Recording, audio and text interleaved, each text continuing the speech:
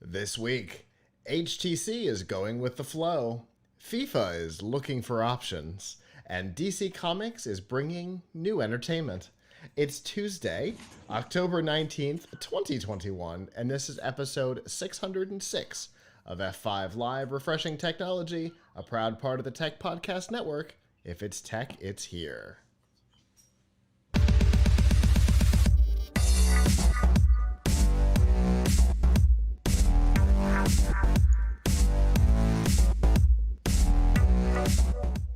Wherever you are and however you're watching our show, whether it be on social media, Facebook, Twitter, Instagram, or Snapchat, through a podcatcher like Apple Podcasts, Google Podcasts, Amazon Music, Spotify, TuneIn, or a myriad of other options, through our live stream partners, livestream.com,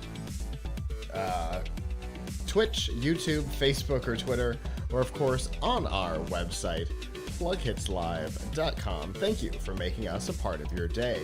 There are two ways that you can do that. The first is you can normally join us on Sunday nights at 9 p.m. Eastern by going to f5live.tv/join us. There you can chat with us in the studio, give us your feedback on the topics as we talk about them. If you're not able to join us live, or we're doing a show on an unusual night, you can always go to PLUGHITZlive.com/subscribe. There you'll see all of our shows, including F5 Live, Piltch Point, PLUGHITZ Live Presents, First Looks, and a whole lot more. And then you can find all the ways to watch, listen, and follow along. All right. It seems like every week we're pushing one day a little further to the right. This week we're here on a Tuesday, so it's been a little more than a week since we've seen each other. So how have you been? Next week, all right, not too bad. Next week it'll be next week. Let's do Wednesday just to keep it going.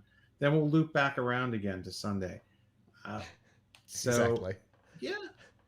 I mean, it's been some interesting product announcements, which I'll talk about during the Piltch Point. There's it seems like in this mid-October timeframe, there's a lot of mid to late October timeframe. There's a lot of new things being announced, which is cool. That keeps life interesting and busy. It is Techtober. Yeah.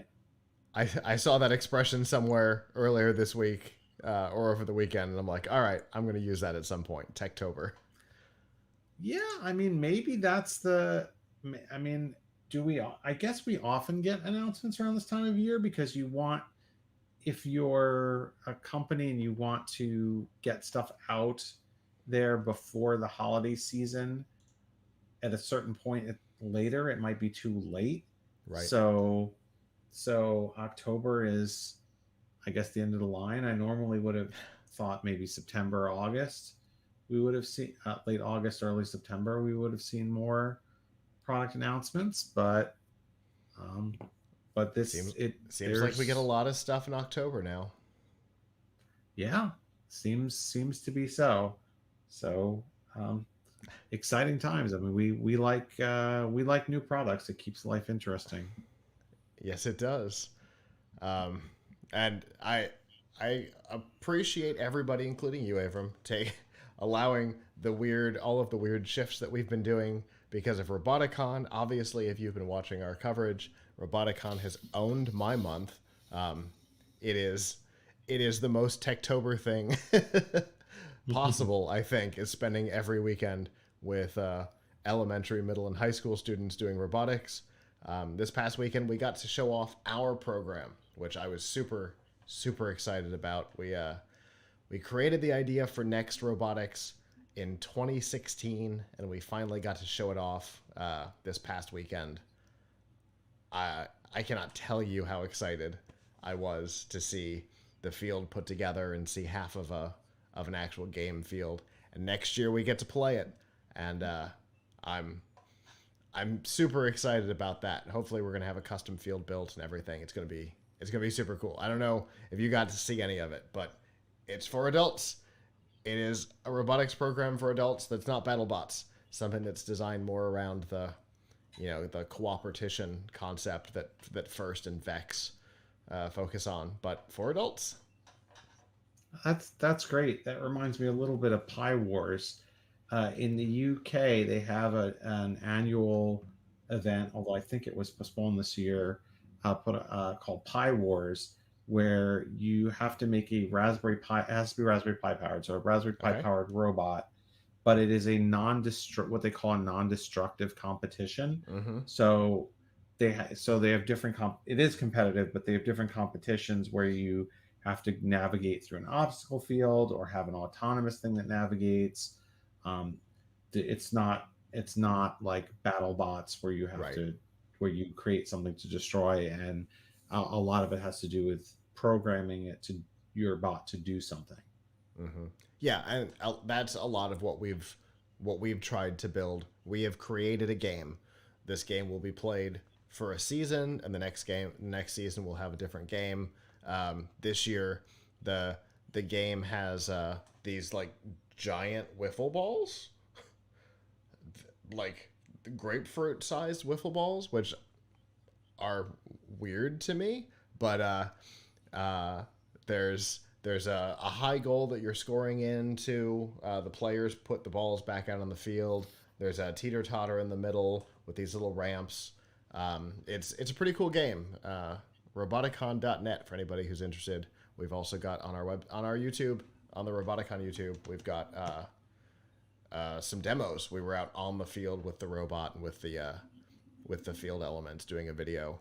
I did something interesting, a little inside baseball for people watching. We bought those new cameras, the one that is running for me right now. We bought 3 of them, a couple months ago, right? And we were using them exclusively this past weekend, and I needed a microphone to be able to do interviews on the field. So I just took one of these $400 microphone or cameras and turned it into a microphone. Michelle's like, all right, I guess that works. That's a crazy idea, but it worked. So I was pretty impressed with these cameras and their mics. Normally, the built-in mics on cameras are usually, Yeah, not very good. embarrassing. But I was using it, holding it like a mic, and doing interviews on the field. It was it was a lot of fun. But anyway, that's out there. That's what I've been up to. One more weekend, Avram. One more weekend. And then we can put Roboticon 2021 to rest. And I can go to rest. I'm so tired. But that's okay. It's been a ton of fun. And I look forward to our next weekend. But we've got more than a full week worth of news to cover. So let's get down to it.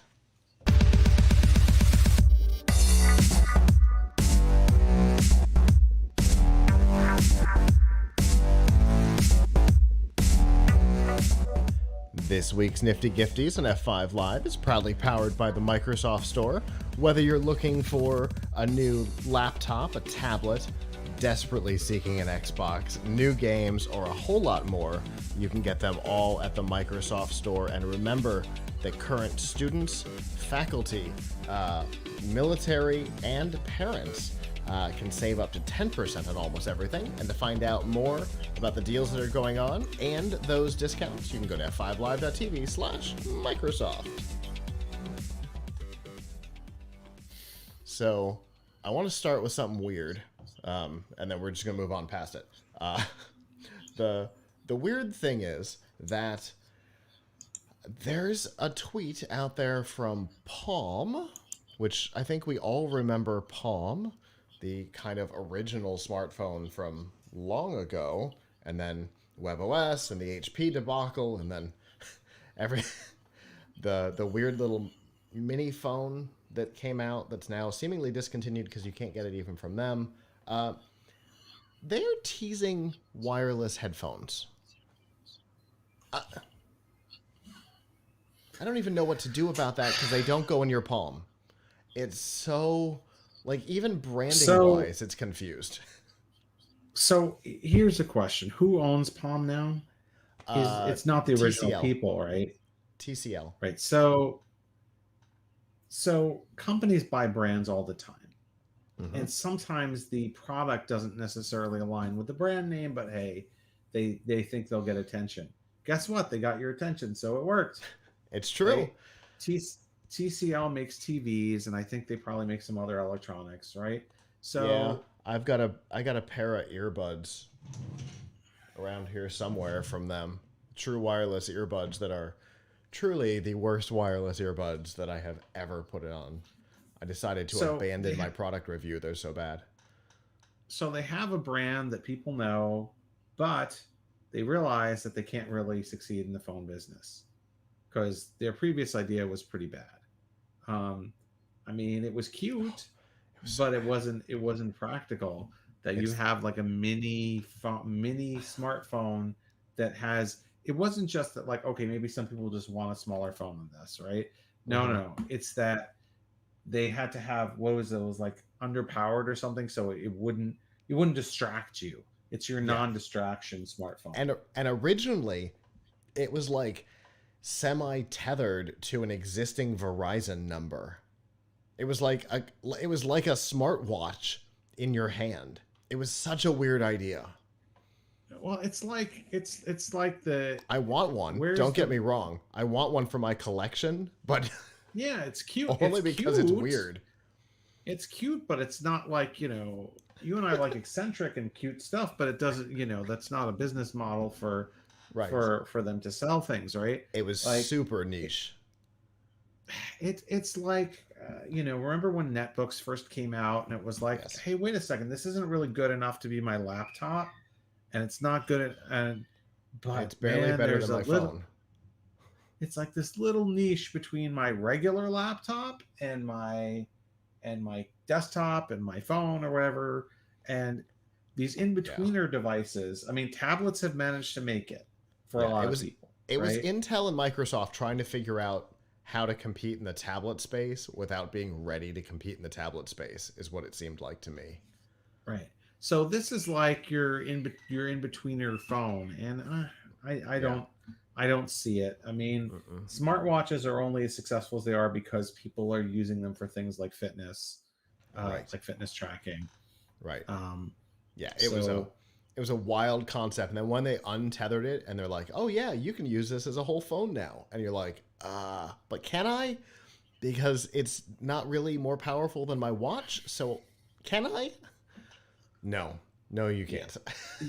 yeah. I mean, I don't know. Maybe they could sell it as. I mean, they're probably. I mean, somewhere there's a market for phones for phones for people who really don't you don't want to have too much functionality, but I don't think that's the phone, No, right?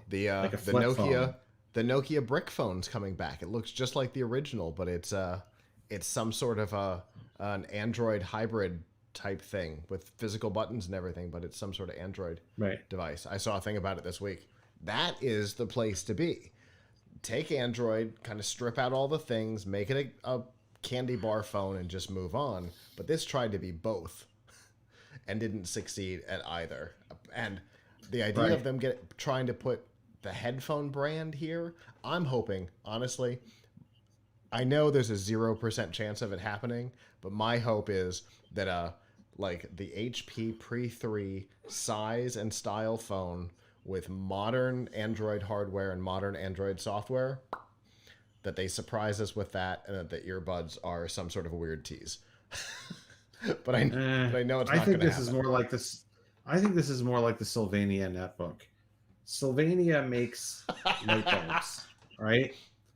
And at and one time in the net, and yeah, $79 kitchen televisions.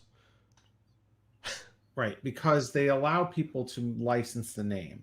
Right. So there was some company that wanted to make its own netbook, and it paid to license the good name of Sylvania.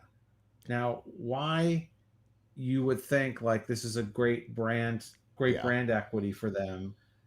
But I mean, haven't there been like things that were labeled Polaroid or whatever that were not cameras? There are Android phones that are Polaroid branded. Right. So there's a lot of things where companies, it's not that there's some big, it's not that there's some big Polaroid company that's assigned to make all these Hmm. things. I think it's there are small companies that are like, hey, I want to come out with a smartphone. Right. I can't invent a brand, or I don't want to spend money and time inventing a brand. So Right. I'll pay a little bit and I'll license this brand that's not really relevant to what I'm doing, but people have heard of it. But it's available. You Yeah. know, but people, you know, and there, you know, one could make, you know, an argument there, like, oh well, if there's a Polaroid phone, that must mean it has a good camera, right? It, in fairness, it Probably did. not, but In okay, fairness, well, it you did. know, all right then. In interest of full disclosure, the Polaroid phones are made by the same company that makes like Targus's products, and I think the same company that does Altec Lansing. So they're a Okay. pretty big, safe company to license to. But yeah, you see that kind of thing all the time, where you've got like a brand with, you're like, oh, why why are they making security products? Okay, whatever. But you Right, know the because brand, and so you lean into it. they got your attention, Yeah, right? exactly. So it'll be interesting to see. We'll find out on October 26th. But the real thing we want to talk about is HTC. Um, I just, that was just so weird. I had to talk about it for a minute. I Weird. Anyway, HTC announced their new VR headset, which is kind of a VR headset that's marketed very strangely, in my opinion, to like meditation and serenity stuff. And if you look at all of their marketing, that's what's behind it, and it's so weird.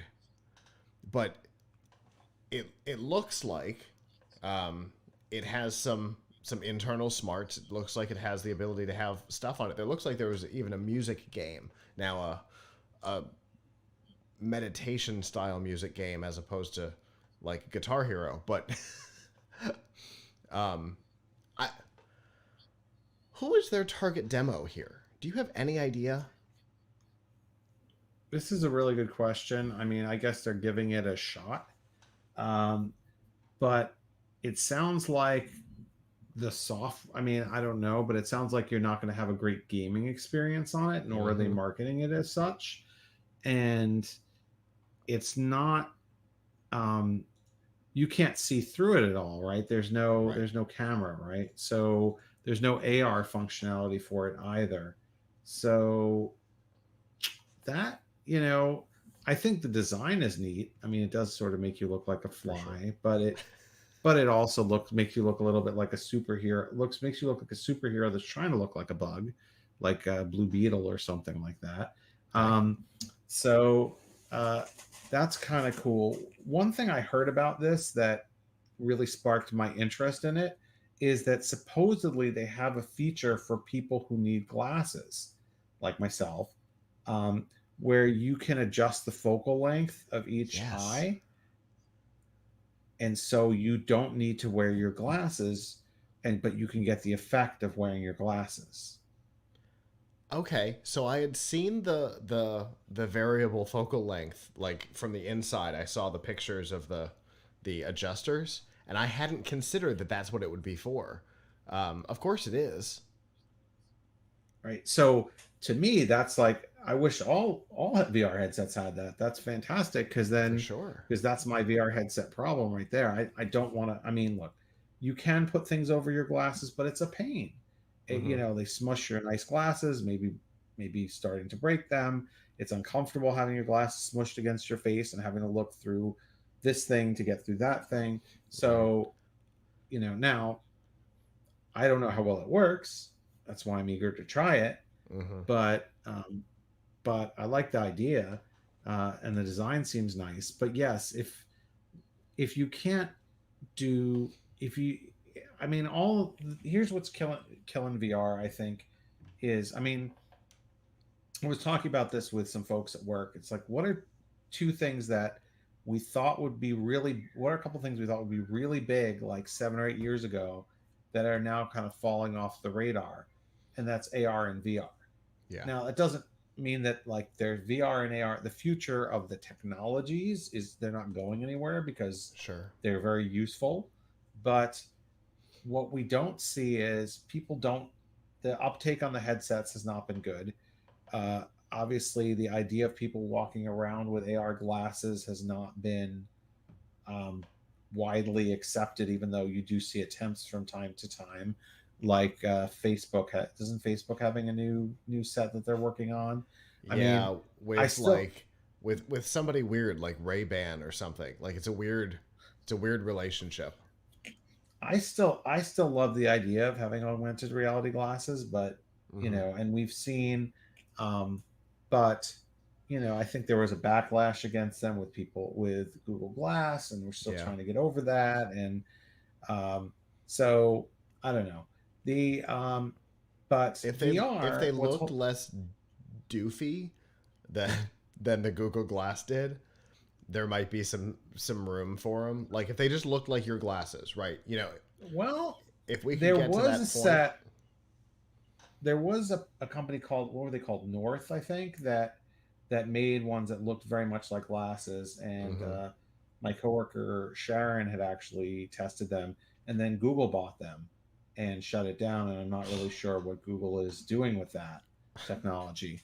But being um, Google. anyway, but anyway, but on the bright side, the thing that's really holding back VR is the lack, I think, of killer games.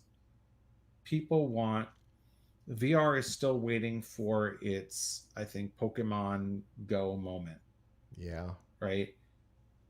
So where's the killer app, the game that people must play in VR?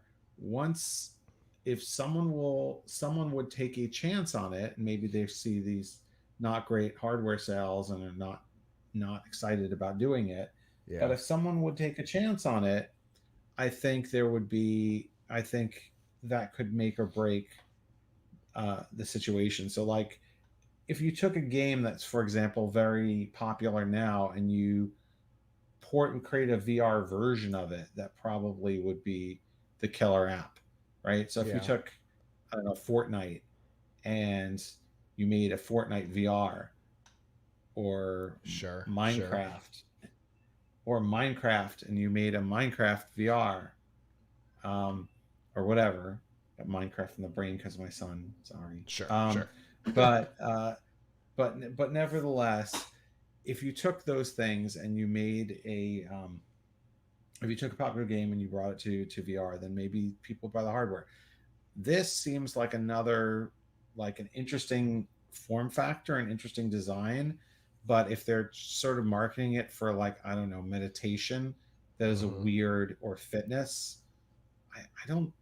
I don't know. Maybe I'm just not the fittest person, so maybe I don't get it. But I generally, if I'm exercising or something, I kind of want to see around me. I hmm mean, it seems like it would cost, like, if I had to be doing some type of exercise, basically with my eyes not on, covered, that I would feel like I would get nauseous from that. But I agree. but I don't know. Maybe it works for somebody. I mean, certainly there are lots of attempts to gamify exercise. So I guess if you could feel like you were in a VR world, and you were, you know, doing something in that VR world rather than just running on a treadmill, you might it might be more interesting to you. But I don't know. I'm not. I got to see what the software is on this, Yeah. because I feel like the design looks like it's lightweight and fairly comfortable and friendly to people who don't wear glasses. Right. So those are interesting. Those are interesting things to know.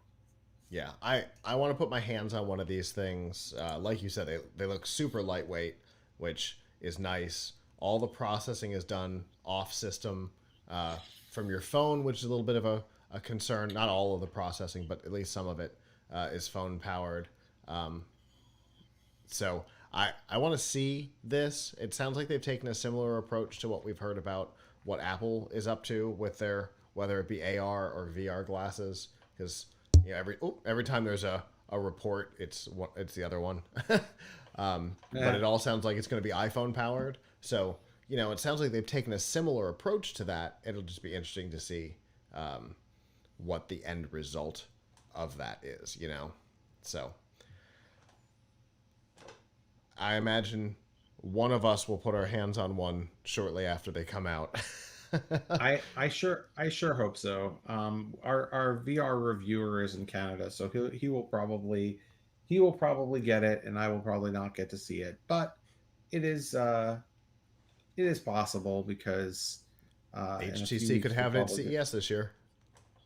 That's true. It is also quite possible that we will be going back to the office soon, so some of our colleagues at like Tom's Guide or whatever may get theirs in the office too.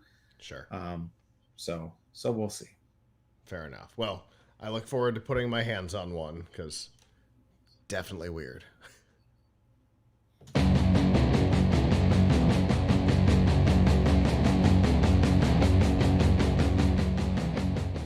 This week's Piltch Point with Avram Piltch is proudly powered by PureVPN. The best way to protect your privacy online is with PureVPN. You can hide your online activities, say goodbye to regional restrictions, and improve your streaming quality. Plus, it's available for almost all your devices, and you can get a special price and a 31-day money-back guarantee by going to piltchpoint.live/PureVPN.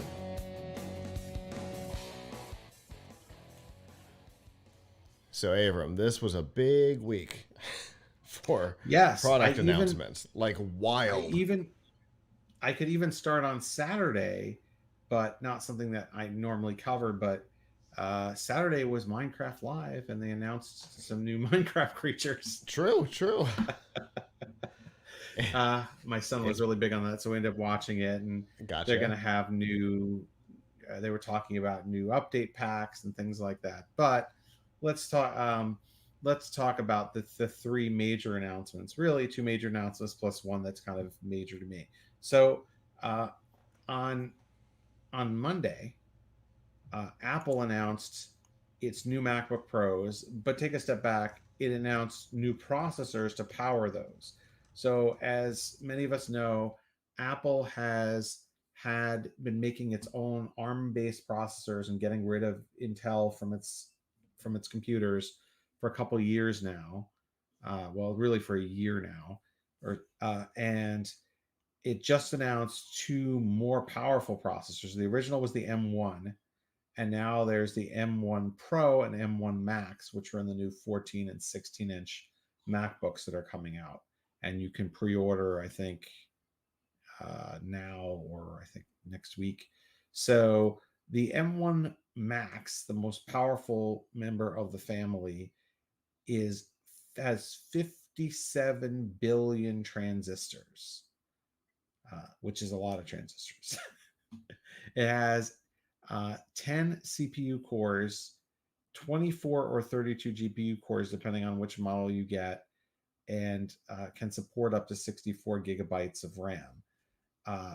The M1 Pro, which is the lower end of these two, has 33.7 billion transistors, 8 or 10 cores, CPU cores depending on which model you get, and 14 or 16 GPU cores, and supports up to 32 gigabytes of RAM. So these are in the new M1 Pro and M1. These are in the new Apple MacBook Pros, which are up for pre-order and actually shipping on the 26th. The cheapest MacBook Pro you can get with it starts at $19.99, and that is with a 14-core GPU.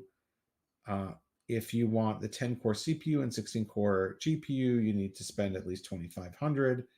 And if you want the M1 Pro, the M1 Max, you need to spend at least $28.99 on your laptop. So these are all Apple's ARM-based processors, but remember they run Apple software pretty well because most of it has been ported to ARM or can run well through emulation. The new MacBook Pros are going to ship with new Mac OS Monterey. And another cute little thing is that the MacBook Pros have seen a few major changes to them besides just the CPUs. No more touch bar, so the function row is back with actual keys. There's no touch bar as there had been for several years. They have brought back a dedicated HDMI port, dedicated SD card slot, and you can charge over USB-C, but there will also be a MagSafe connector so you can charge via MagSafe if you prefer that, and it'll charge faster. And MagSafe 3 is what I yes, think I heard it called, yes, though it it's looks visually just like 2, but I imagine there's yeah, probably more power yeah, behind it. yeah. I think it's faster charging for MagSafe 3. And besides that, the webcam, mirroring what we've seen on phones, is in a notch.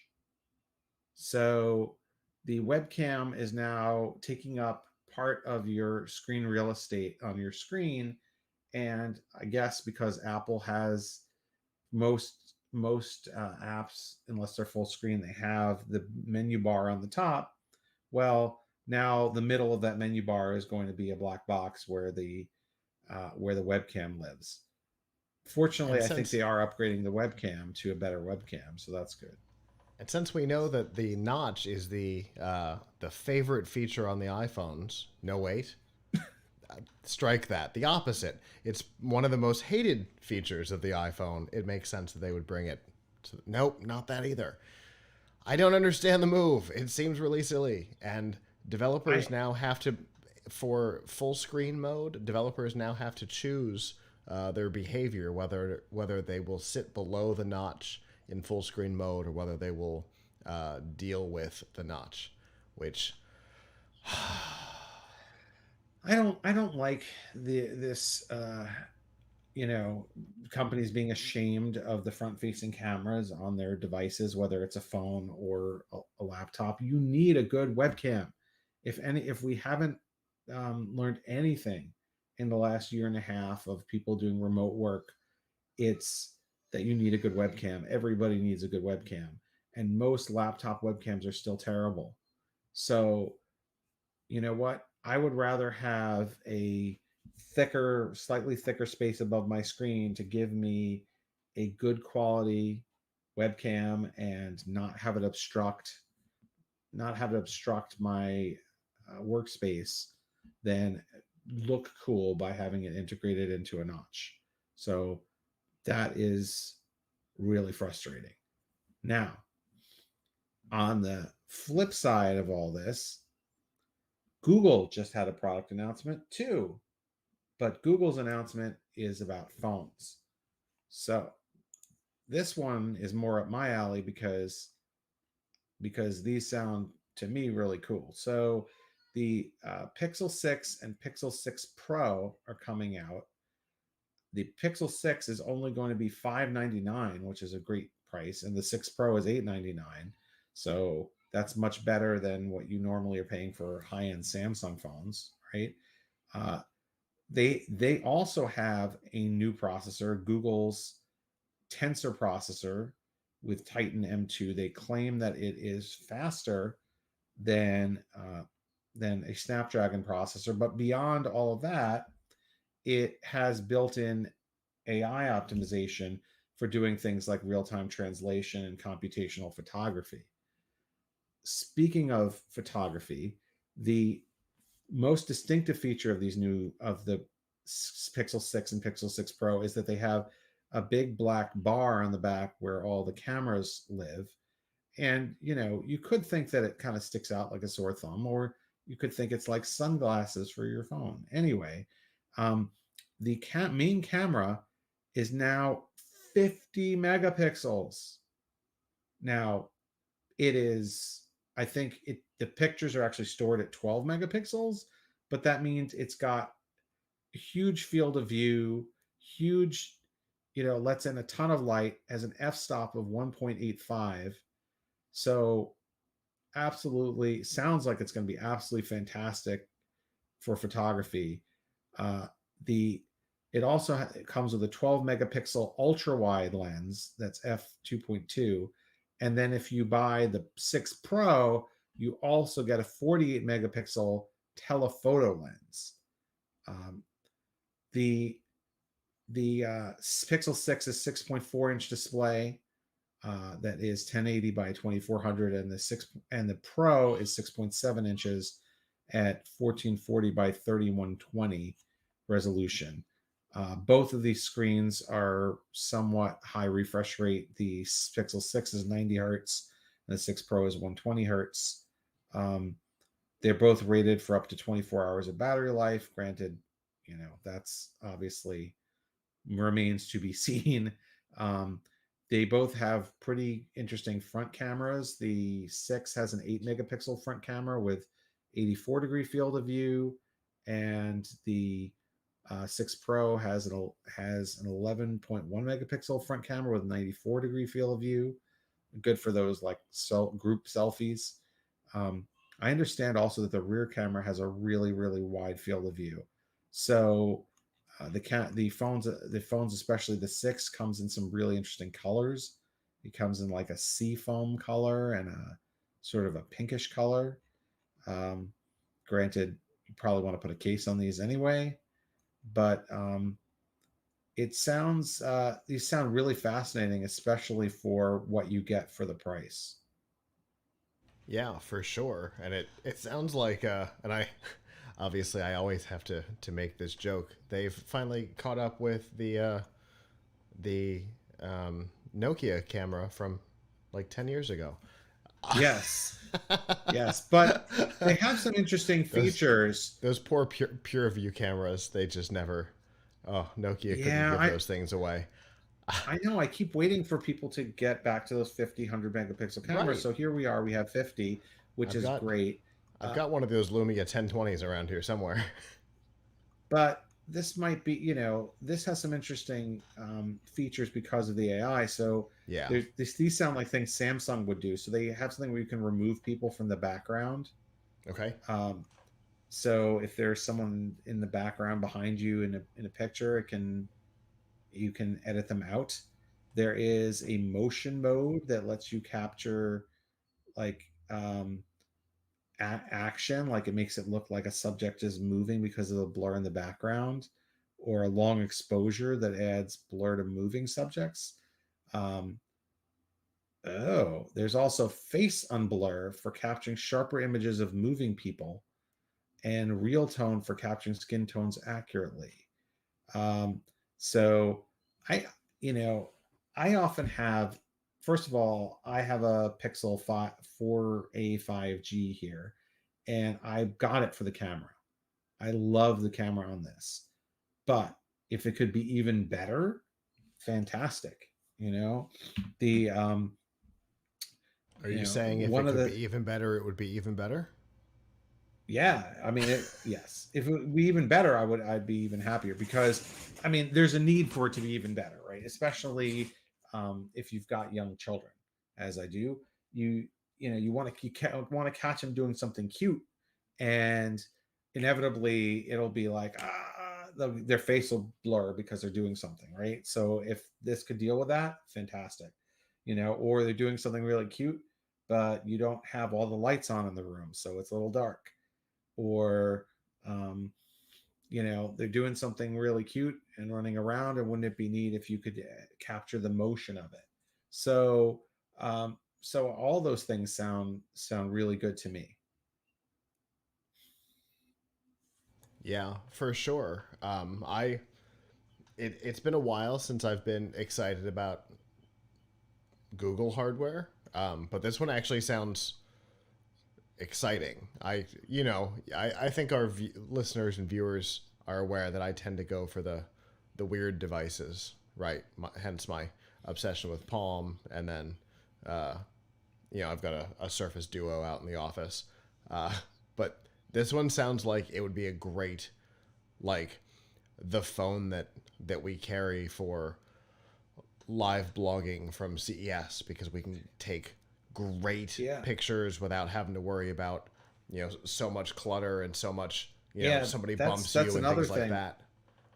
Yeah, exactly. Because we've talked about having one of those for the team for a while. We've got a couple of corporate lines. Yeah. We could throw a SIM card in and put it out into the wild. Yeah. This sounds like the perfect device for that. Yeah, no doubt. I mean, this is my camera for work, right? So people send me a laptop to review. I try to find a nice clean space in my office, which is hard to do. But when I do, I can take pictures of it, and those are what we use. So, the better quality phone camera I have, the better I can do my job. So it's definitely like I'm that's the main thing I get excited about with phones these days, is if the camera gets better. Because honestly, I don't think the screen has to get that much better. The screens are really good at this point, unless you really care about variable getting a high refresh rate for your phone gaming. But I don't really care that much about phone gaming personally. So yeah, I mean, that's when you're doing something major with the camera, that's really impressive. Finally, speaking of other things that are impressive, at least to me, is something that was announced today: the Raspberry Pi build hat. As longtime viewers know, I'm a big Raspberry Pi fan. I have a lot of Raspberry Pi stuff hanging around. Here's one in a case that's sitting here. But this new thing that's coming out, it's called the build hat. A hat is an add-on board. So with the Raspberry Pi, you have these 40 pins here. They are called the GPIO pins.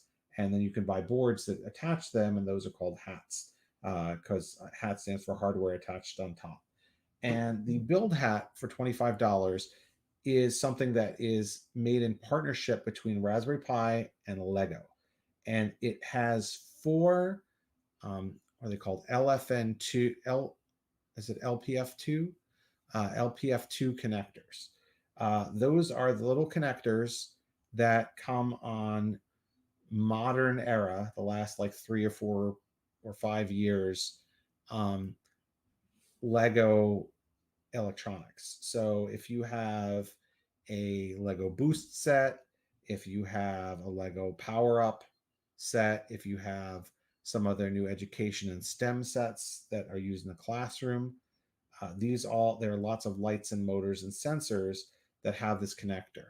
And with this, you can connect them directly to a Raspberry Pi, where you can then use Python programming language to control them. So you can use this in your Lego robots, you can use the Lego color sensors, you can do all kinds of cool stuff. And then you can stack another hat on top of that. So if you want to do something else, like add different kinds of sensors, add different kinds of motors, add RGB LEDs, all the different kinds of electronics that you can use with Raspberry Pi. And with the intelligence of Raspberry Pi, you can do things like object recognition. I mean, you can also use the Raspberry Pi camera with this. So it's really neat. The build hat. It's right now, I think you can pre-order it on Spark Fun and Pimoroni. It's not available yet, I think, unless you go to the physical Raspberry Pi store in Cambridge, UK. But it will be available for $25. And then to power it, you will need either batteries or a barrel connector that can emit, I think, 8 volts. So there's an official for $15 power supply for it as well. But I think the really neat thing is that Lego and Raspberry Pi worked on this together, so that you can really like superpower your Lego builds. It's great for kids who are learning to program. It's great for adults who want to build robots and things and use Legos instead of trying to 3D print or otherwise fabricate the pieces that they need. They can use Lego for serious projects. So it's really cool. Yeah, I can see it being used for like kids that are coming out of the first Lego League, right? Who have been working with Lego hardware and the Lego platform. They know the components, they know the sensors, and then this gives them the ability to continue to use all of that and bring it forward into Raspberry Pi, to add some more complex isn't quite the word I'm looking for, but you know what I mean. More full featured programming capabilities to it. I love this idea. Yeah, so I mean, you can program. Some of the newer Lego education kits do have their own programming language, Mm-hmm. but their programming language is uh, their own. It's is a proprietary block-based language, right? Right. So what you can do with Raspberry Pi is now you can use standard Python. You can also use just a whole other world of electronics. And Lego is actually supporting this in another way, which is if you buy one of their education kits, which is really expensive, so it's really for the classroom, it's like $300-$400. It comes with a plate that you can screw your Raspberry Pi into and use that to attach it to your Lego build.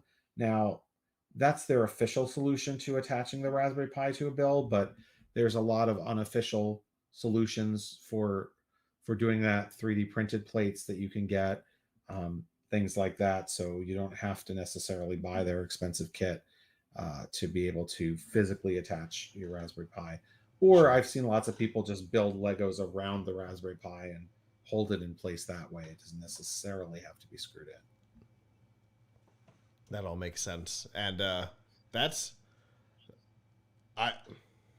still wrapping my head around this. I love this. I want one already. I want to use it over at Amrock like now. Yeah.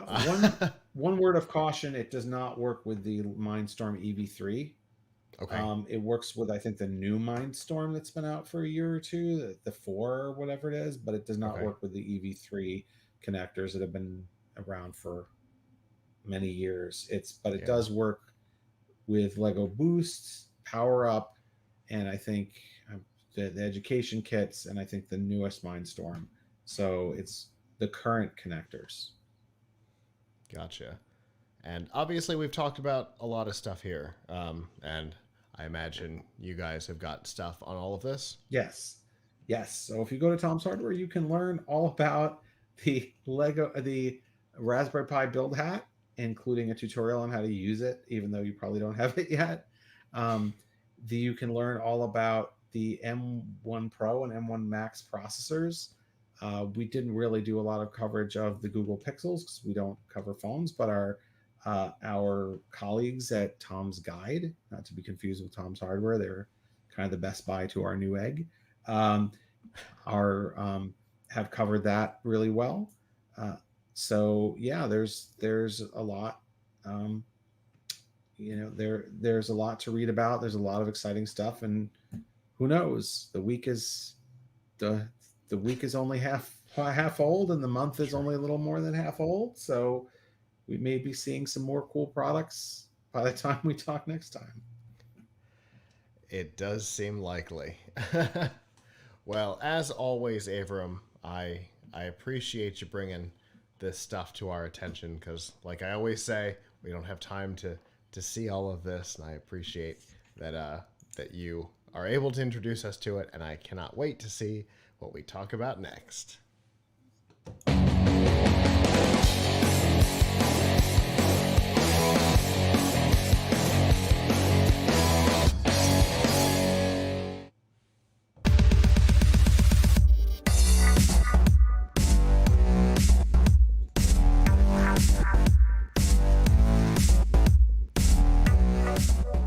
This week's Extra Life on F5 Live is proudly powered by Loot Crate. Whether you're a gamer, anime fan, or pop culture aficionado, Loot Crate has got a crate for you. They curate a bundle of collectibles, apparel, figures, and more that you can't find anywhere else. The crates get delivered to your door. It's like getting an awesome birthday present from yourself every single month. And to learn more about the crates that are available and the deals that are going on, you can go to f5live.tv/lootcrate.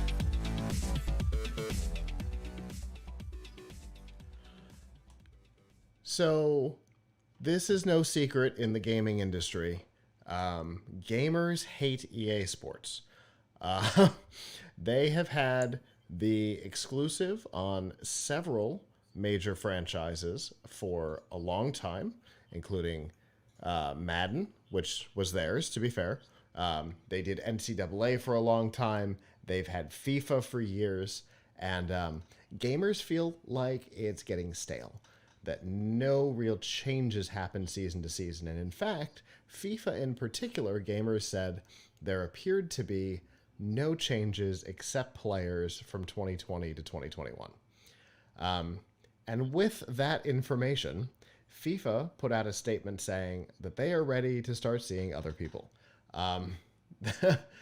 They will consider an open marriage in that they don't necessarily have to say goodbye to EA entirely. They're willing to continue to work with them if things change, but they're ready to get more serious about the esports capabilities of their title, and they don't feel that what EA has been doing lives up to that. They also would like to see possibly at least explore the idea of some sort of a mobile title in FIFA, and they are ready for a non-exclusive deal, and they are starting their search now. This is a big shakeup because these exclusivities have been in EA Sports' hands for so long. And like I said, gamers are seemingly tired of it. I know, when Nick was on the show, he was a big Madden fan, and he always said that every game seemed less unique than the one before it, to the point where it seemed just repetitious at some point. So, some new blood would probably be good for some of these franchises, and FIFA seems to agree. Yeah, I mean, look, this is probably based on sales. Are we right? I mean, I'm sure I'm sure FIFA sees a cut of sales. So if sales were great, they would probably be happy. Mm-hmm. So they're probably, my guess is that FIFA is looking at the bottom line and thinking they can make more money. I don't think that they're thinking about, wow, these games aren't artistically as good as we would like them to be. Now, no, but the gamers are. The players are saying that, and that's why they're not buying them, and that's affecting FIFA's bottom line. Right, yes. Yeah.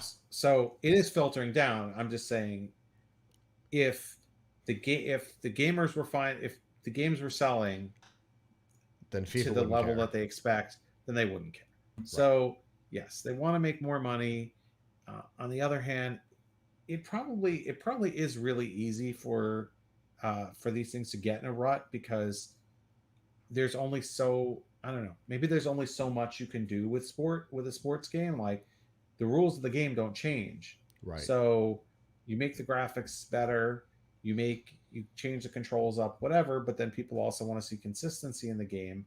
It's not like you can change the plot.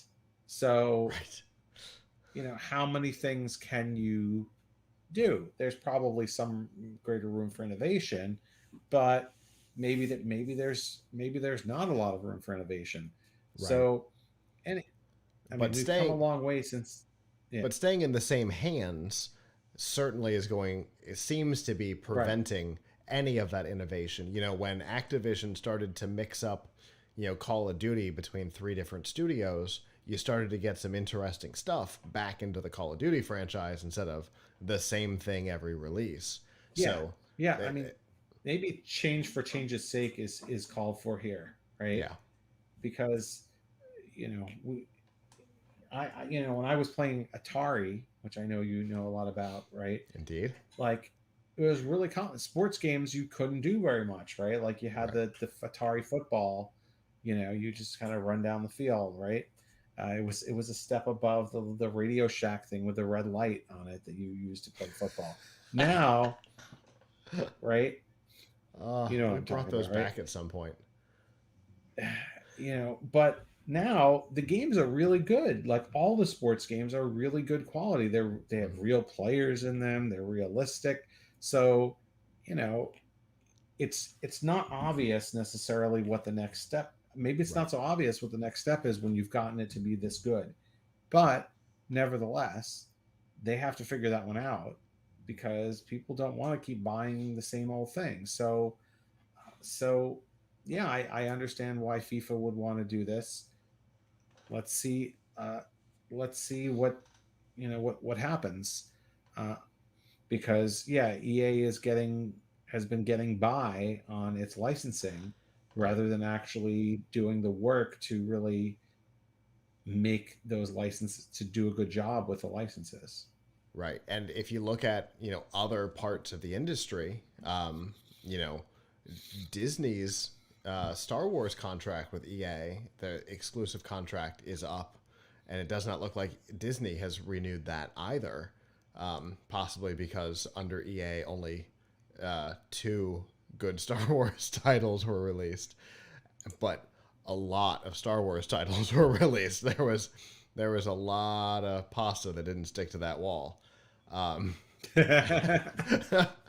And so it looks like Disney is moving on from that EA relationship too. Now, granted, they made that agreement when they made the purchase, and there didn't seem to be any quality check conditions in that agreement either. So EA may just be in a rut, and they may need to go back to some in-house IP to get out of it, because when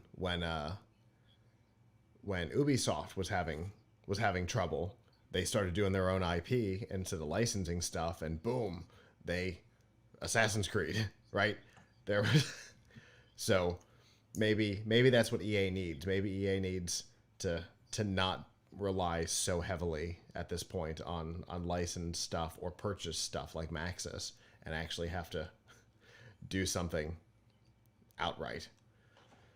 So we'll definitely see what happens here. I know one of FIFA's big things is the esports side of things, and a lot of the things that you need for a title to be esports compatible aren't there or aren't good within the FIFA titles. So it'll be interesting to see what comes of this, especially in that space. But I'd also like to see what they think is going to come out of mobile, because that part kind of shocked me.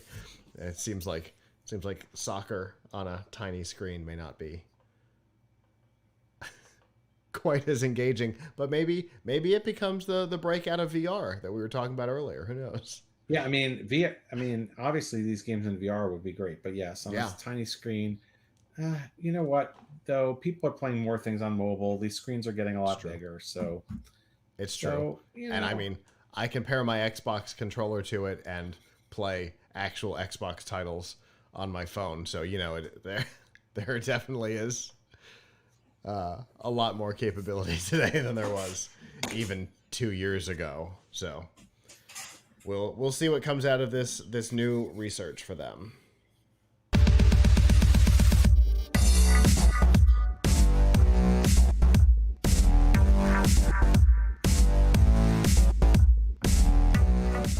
This week's news from the tubes and F5 Live is proudly powered by Malwarebytes. Whether you use a PC, a Mac, or a mobile device, Malwarebytes Premium is the company's strongest protection ever. It fights threats that traditional antivirus software can't stop, in addition to things like worms, rogues, dialers, trojans, and a lot more. It allows you to use your computer and mobile device with confidence and peace of mind. And to learn more and to get a special price, you can go to f5live.tv/malwarebytes. So we talked Google in the Piltch point. Let's talk the other side of it. Google search, in particular, on mobile. Google search has mostly worked about the same always. Yes, the Google at the bottom went away mostly at some point, and it went to more standard pagination. But as the rest of the industry has moved away from hard pagination into soft pagination, and what the tech industry likes to call continuous scrolling, and what we like to call doom scrolling, mobile search from Google will be implementing that as well. So no longer will you have just, say 10 items. I know you never know how many items are actually on a page, but let's say 10 items on a page, and then it's supposed to be 10, but then they keep messing with the search. Where they're putting like other things in the search result that are not necessarily 10 organic results, like the answer box. Right, exactly. So 10-ish. You can also set it to more. You can use personal settings to set it to more too. Right, but now it's going to mobile search is, and in fact it's rolling out now. We have not received it on any of our devices yet. We've been checking since this blog post was published. But it's coming to everybody. So when you get to the end of the page, it will just automatically load the next batch of results and allow you to continue to scroll. No more pagination, but also no more knowing where you are on the search results, which has positives and negatives, right? There's no longer that quite that same fear of being on the first page, because moving to page 2 is kind of a seamless behind the scenes thing, whereas today, you get to the bottom, you're like, well, that wasn't it, and you go you change your search. Right. I mean, it's going to change the way people use Google search, I think. Yes. So I'm of a mixed mind about this. As a user, I like the pagination. I don't like continuous scrolling. It feels like, I don't know. It feels like disorienting, sort of like, hey, wait, how do I get back to the top? It's further up. I mean, so it seems a little disorienting. However, as someone who lives and dies by Google search placement, this actually sounds good to me. Well, I don't know. It could have pluses and minuses. Goodish, right? The plus is if you're on page 2 now, which, being on page 2 is a great mark of shame, I should say. For me, if I have one of my important articles is on page 2, it's like not existing. And it happens, right? So if I was ranked 12 or something now, that actually wouldn't be as bad because people might really see it. On the other hand, because it's not paginated, I feel like users may actually be more likely to click the lower results than they were, because maybe they're scrolling down to see if something's better than the top. Right. And so as it keeps scrolling, they're not like, oh yeah, this was the first page, this is the best stuff. Right. So they may be more likely to click wherever it is they decided to stop scrolling. Right. Yeah, it's definitely going to change a lot of things. I have a meeting with my marketing team tomorrow, and this is going to be one of my topics of conversation. Is this change, because it's definitely an interesting change. I'm sure it's still better to be in the top spot or near the top spot. Sure. So, because probably most people, if they see the headline and metadata that they're interested in, they're just going to click or tap on the thing that they're looking for. They're not going to go and see if something's better. Now, coincidentally, whether people click it or not ends up being part of Google's algorithm. So if you were in the top spot and people weren't clicking on you, you won't be in the top spot for long anyway. Right. Because I'm sure that Google looks at that. I'm also sure that Google looks at bouncing. So if you were in the top spot for a search result and somebody clicks through because they liked the headline that they saw, but then they see that this isn't the content that they were looking for and they hit the back button and go back to the search result page, then hey, wait a second, this person didn't really get what they were looking for either. Right. So that's another issue too. So I think this could be a net positive for people who are trying to get traffic to their websites and have maybe fallen onto the dreaded second page. Right. So, because there's probably a better chance of being seen now. Nevertheless, you still want to be 1, 2, or 3, preferably Absolutely. 1. And the things that Google does. The thing is here, a lot of businesses depend on Google, but Google doesn't really care about your business, right? Google only, unless of course you're an advertiser, then it cares about you paying them advertising fee. But as far as doing things like Google continues to do things that are kind of like could promote your site, but not in a way that brings people to your site. So like the answer box, right? That's a really mixed bag, right? Because they could, I could write a story about, what time is the World Series starting? Great. I'm going to write a story. And then the answer box is just going to pull that answer out. Right. So now people didn't have to click through. And so did that help me? I mean, I had the top link, but the nugget that people wanted was right there anyway. So obviously Google is not doing this to help, to deliberately help or hurt uh, websites that are trying Right. to get people to visit them. It's just purely, I think they think that there's going to, people are more likely to find a result that they're looking for if they don't have to click pagination. And I think that the maxim in all of UI, computer UI, is more with less clicks, right? Right. Don't don't make me click. Like, a click is dreaded. You don't want me to scrolling is okay. Uh, Clicking is not, Right. right? So ever since the scroll wheel was invented, it seems like scrolling is okay. It used, I mean, I remember, I don't know, do you find this in web design? I remember years back people saying things like, I got to be above the fold. I got to, Mm-hmm. make sure that people see this above the fold. You have to make sure that people see a lot of stuff above the fold. And above the fold was really difficult. Above the fold, for those who don't know, meaning the first thing you see on a web page before you scroll at all. Right. And above the fold became more harder and harder to hit because you had people with 1366 by 768 resolution screens. So you had Uh-huh. really, really very little screen real estate above the fold.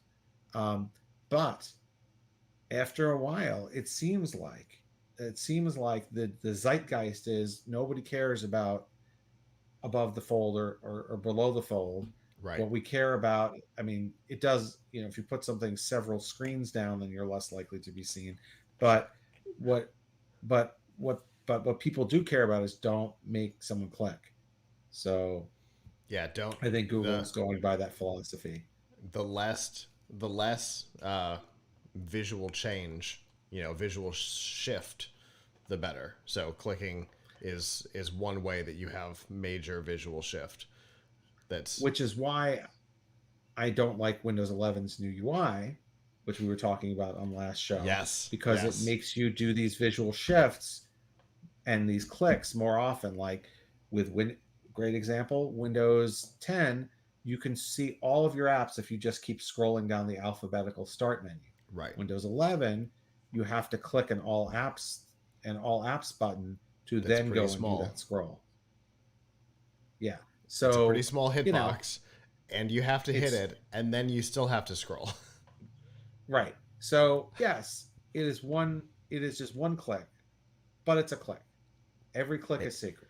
it's a click, and it's a visual transition. It's hidden Right. information. Um, Right. that's hidden behind a click is different than hidden behind a scroll, whether it be swiping or rolling or whatever. People don't Right. like that big context shift. Whereas, with a doom scroll or something like that, there's no context shift until you decide it's time. And you click your app and it opens your app, or you click your search result and it goes to a thing. As Yeah. opposed to with the But paginated search results where you get to the bottom, you hit a button and there's a context shift and you go back to the top and do it again. right. Yeah.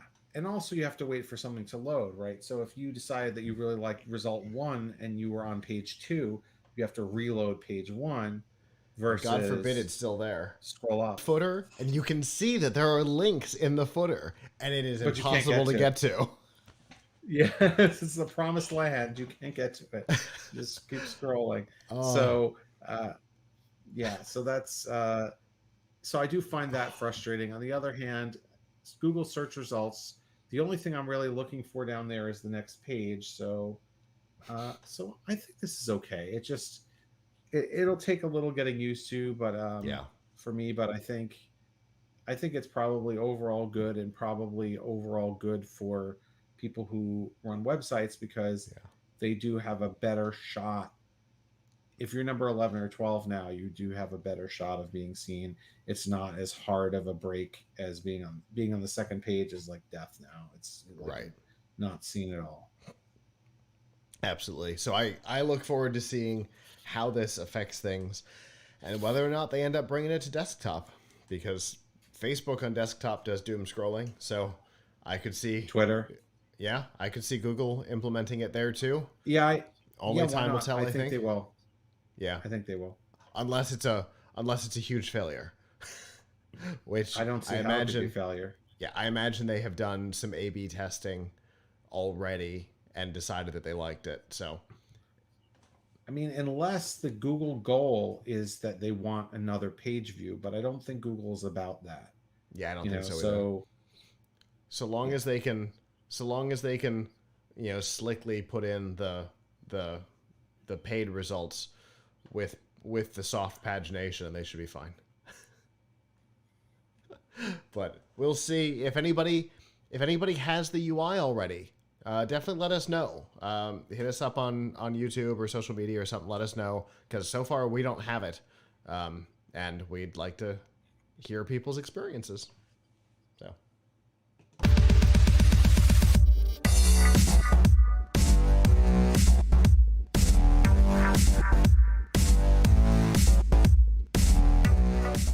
This week's DRM Not Included on F5 Live is proudly powered by Amazon Prime. You get free shipping, but you get a whole lot more.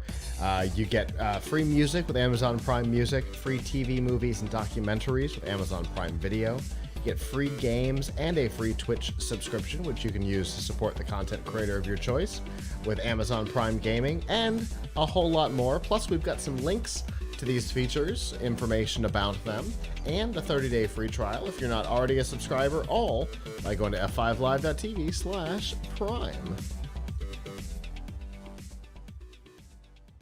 All right. In addition to Techtober and all of the product announcements, we also had media announcements because of DC Fandom, which was this weekend.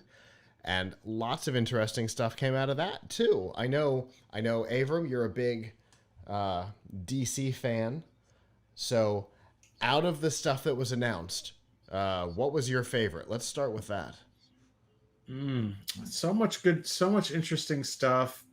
I definitely like the sneak peek at Black Adam, because I've been a big JSA fan and followed all the storylines with Black Adam in them. So this will be, of course, it's not coming for a long time, but it was nice that they showed us a little bit of a sneak peek at that.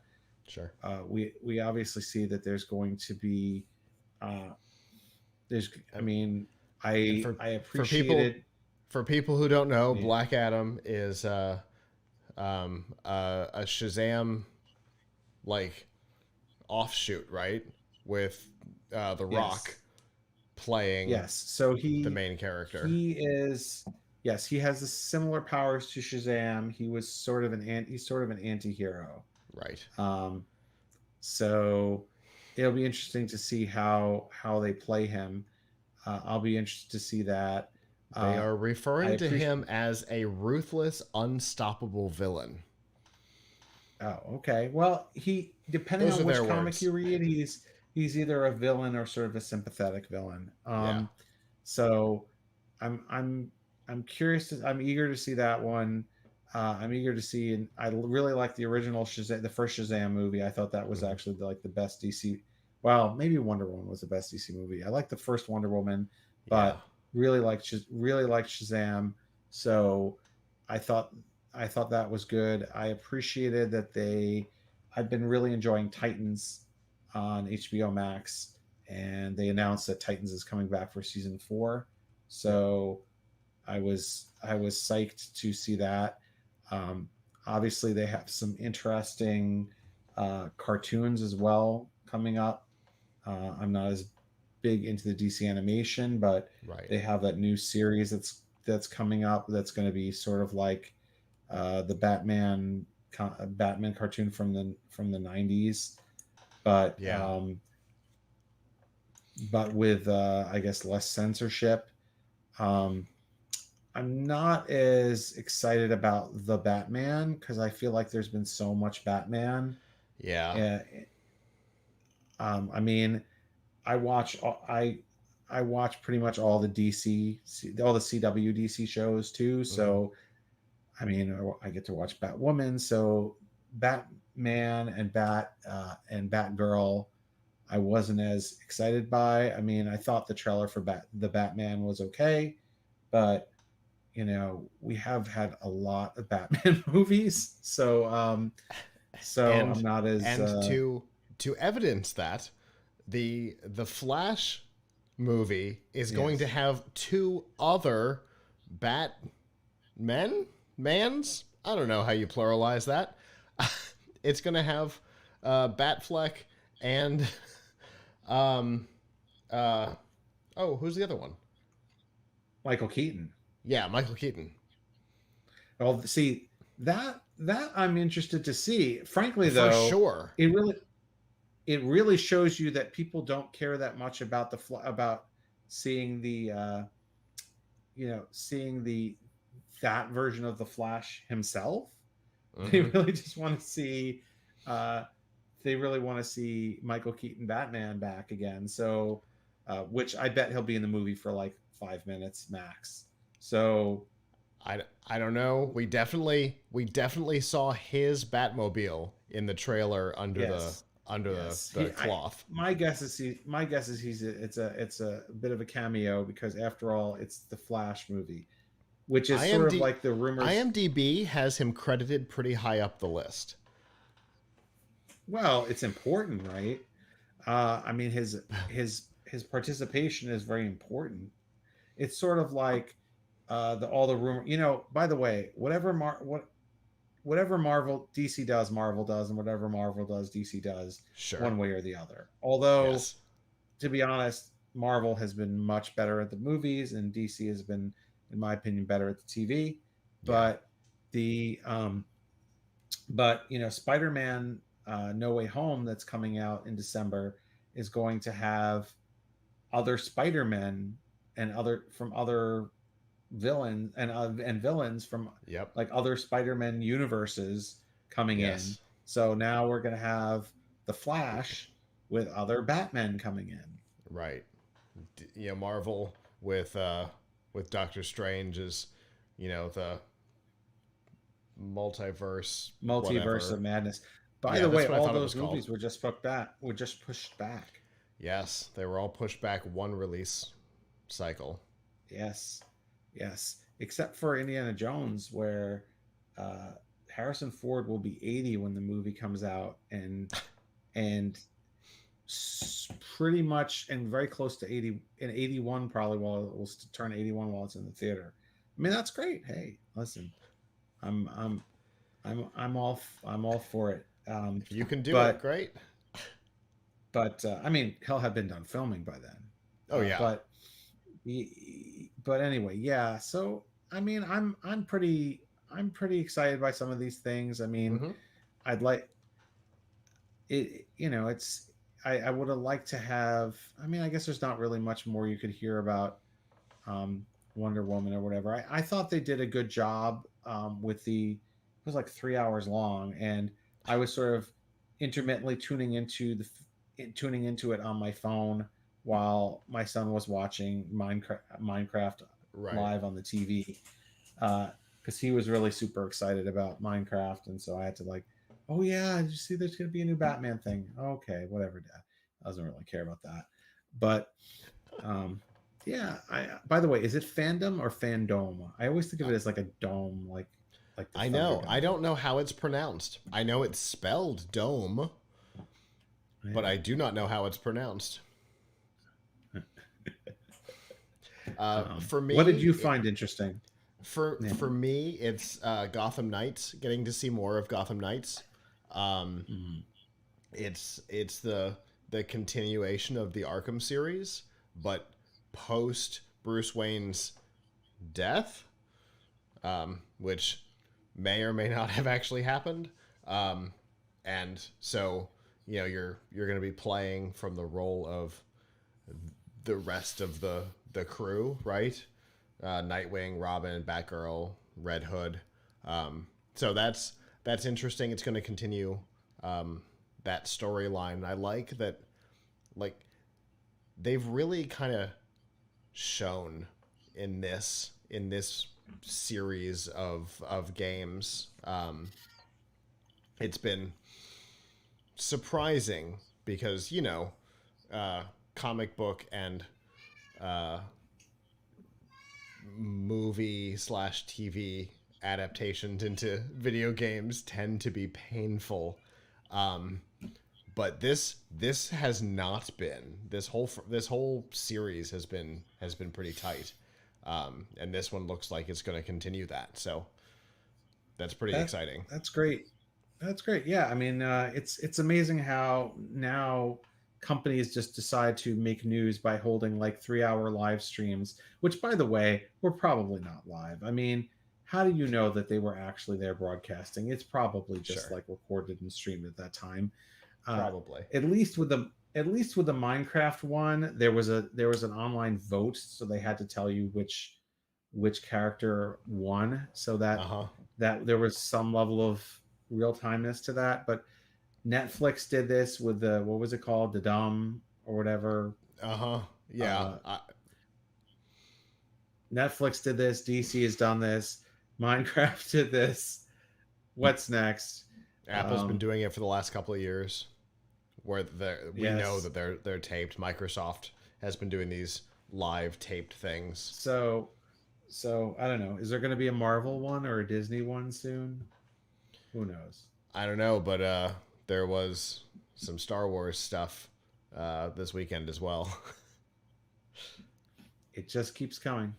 Indeed it does. And we definitely are live. It's 10:42, so just yes, that is a fact.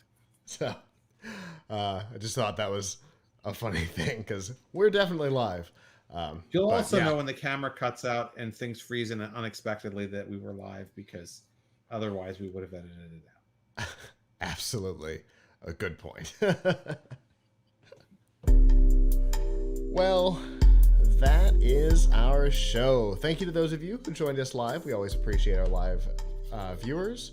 If you didn't join us live and would like to in the future, normally Sunday nights at 9 p.m. Eastern, you can go to f5live.tv/join us, or when we're having special events like this, the best thing to do, follow us on Facebook, F5 Live Refreshing Technology, because that's when you'll definitely see an announcement of when we're going live.